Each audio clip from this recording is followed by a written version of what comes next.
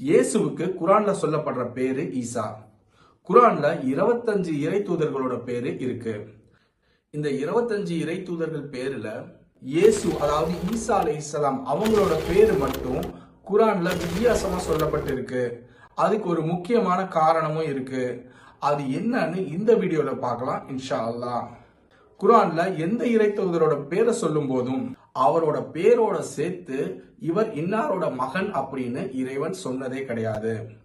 ஆனா இயேசுவை பத்தி சொல்லும் போது மட்டும் இறைவன் ஈசபினு மரியம் அதாவது மரியமின் மகன் ஈசா, மரியமின் மகன் ஈசா அப்படின்னு இறைவன் சொல்றான்.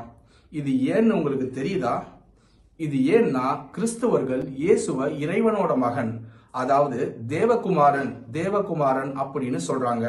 இதுக்கு பதில் கொடுக்கும் விதமா தான் இறைவன் இயேசு என்னோட மகனா? இல்ல, இயேசு மரியமோட மகன், என்னோட மகன் கிடையாது அப்படின்னு டிக்ளேர் பண்றான். இதனாலதான் இயேசுவை பத்தி சொல்லும் போது இறைவன் ஈசபினு மரியம்னு சொல்றான்.